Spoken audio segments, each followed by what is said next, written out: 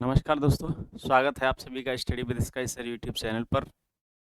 आशा करता हूँ आप लोग स्वस्थ होंगे, मस्त होंगे और आप sky with study sir YouTube देखने में व्यस्त होंगे।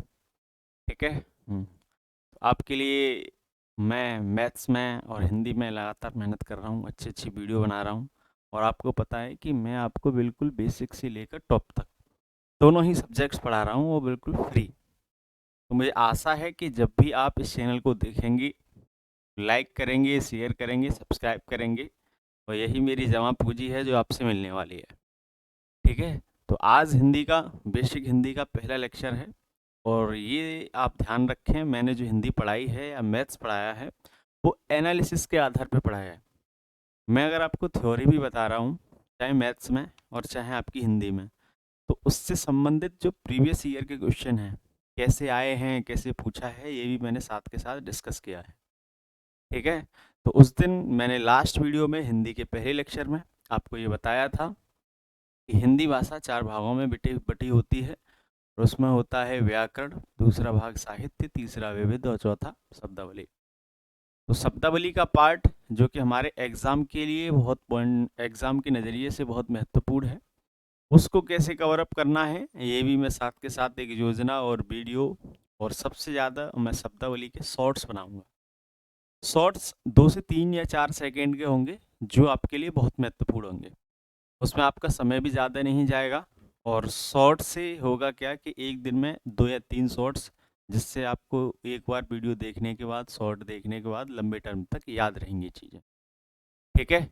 और आशा करता हूँ जो भी नई चीज़ें आएंगी वो भी मैं आपसे शेयर करता रहूँगा, क्योंकि ईपी पुलिस की वैकेंसी आपकी बहुत जल्दी आने वाली है और एसएससी जीडी का नोटिस तो आपको पता ही है कि नवंबर में प्रस्तावित है। तो अपनी तैयारी को ज़ोर देते रहें, लगातार करते रहें, मैं भी आपकी सेवा में सदैव तत्पर रहूँगा।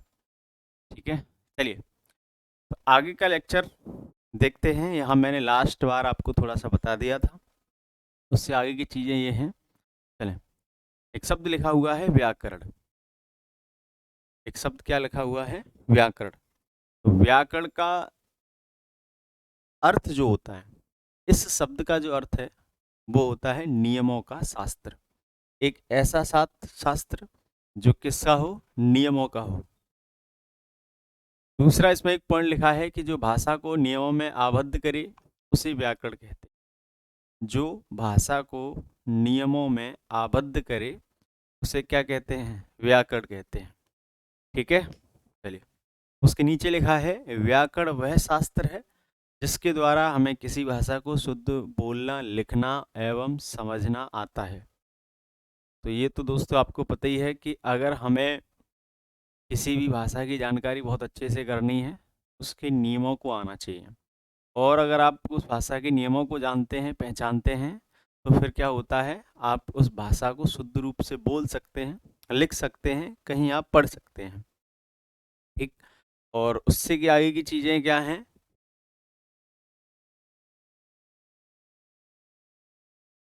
ये कुछ महत्वपूर्ण तथ्य हैं, ये फैक्ट्स होते हैं। आपको पता है कि आपके एग्जाम में कुछ क्वेश्चन फैक्ट से आते हैं जो कभी कभी विविध का हिस्सा होते हैं, विविध का पार्ट होते हैं।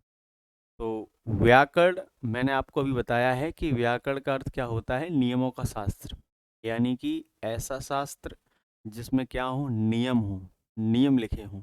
आपको भी पता है कि कोई भी खिलाड़ी किसी खेल में तभी माहिर होता है जब उसको सारे उसके नियम आते हैं, और जब सारे ही नियम आएंगे तो फिर वो क्या करेगा? उसको बहुत अच्छे से खेलेगा। ऐसे ही हमारी व्याकरण में क्या है, अगर व्याकरण में हमें सारे नियम आते हैं तो हम क्या कर सकते हैं? शुद्ध रूप से बोल सकते हैं, लिख सकते हैं। लेकिन इसके पीछे के कुछ फैक्ट हैं, और वो फैक्ट क्या हैं? ये कुछ महत्वपूर्ण तथ्य। दोस्तों, आपसे एक रिक्वेस्ट मैं ज़रूर करूँगा कि आप नोट्स बनाते चलें साथ के साथ।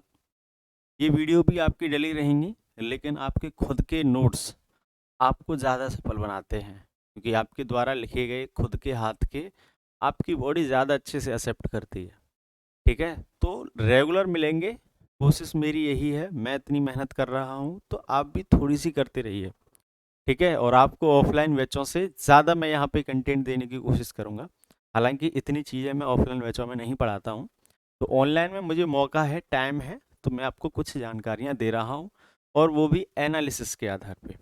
ठीक, देखेंगे हिंदी व्याकरण के जनक कौन है? दामोदर पंडित, या आप कह सकते हैं दामोदर शर्मा। एक ही बात है, किसी किसी किताब में दामोदर पंडित लिखा होता है, कहीं दामोदर शर्मा। तो हिंदी व्याकरण के जनक यानी कि जनक का अर्थ होता है पिता, जनने वाला।